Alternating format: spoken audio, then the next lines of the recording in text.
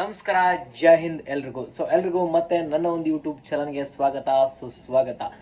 ಇವತ್ತಿನ ದಿನ ಈ ಒಂದು ವಿಡಿಯೋ ಮಾಡೋ ಉದ್ದೇಶ ಇಷ್ಟೇ.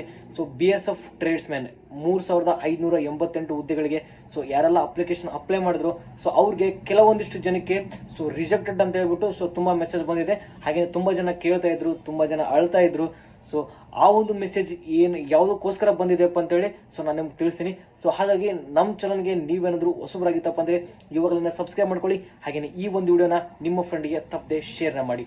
ಮೊದಲಾಗಿ ನೋಡೋದಪ್ಪ ಅಂದರೆ BSF ಟ್ರೇಡ್ಸ್ಮ್ಯಾನ್ 3588 ಹುದ್ದೆಗಳಿಗೆ ಯಾರೆಲ್ಲ ಅಪ್ಲಿಕೇಶನ್ ಅಪ್ಲೈ ಮಾಡಿದ್ರಲ್ಲ ಅದರೊಳಗಡೆ ಕೆಲವೊಂದಿಷ್ಟು ಜನ ಏನು ತಪ್ಪು ಮಾಡಿದ್ರಪ್ಪ ಅಂದರೆ ನಮ್ಮ ಕರ್ನಾಟಕಕ್ಕೆ ಎಷ್ಟು ಪೋಸ್ಟ್ ಅದಾವು, ಆಮೇಲೆ ಯಾವ್ಯಾವ ಪೋಸ್ಟ್ ಖಾಲಿ ಅದಾವಲ್ಲ ಆ ಪೋಸ್ಟ್ಗಳನ್ನು ಬಿಟ್ಟು ನಮ್ಮ ಕರ್ನಾಟಕಕ್ಕೋಸ್ಕರ 0 ಪೋಸ್ಟ್ಗಳನ್ನು ಇದಾವಲ್ಲ ಆ ಪೋಸ್ಟ್ ಕೆಲವರು ತುಂಬ ಜನ ಅಪ್ಲೈ ಮಾಡಿಬಿಟ್ಟಿದ್ದಾರೆ. ಅವ್ರನ್ನ ಡೈರೆಕ್ಟ್ ಅಲ್ಲೇ ರಿಜೆಕ್ಟ್ ಮಾಡಿಲ್ಲ, ಅವ್ರನ್ನ ಫಿಸಿಕಲ್ ಕೂಡ ಅಟೆಂಡ್ ಮಾಡಿದ್ದಾರೆ. ಫಿಸಿಕಲ್ ಓಡಿ ಎಲ್ಲ ಪಾಸ್ ಆಗಿದ್ದಾರೆ.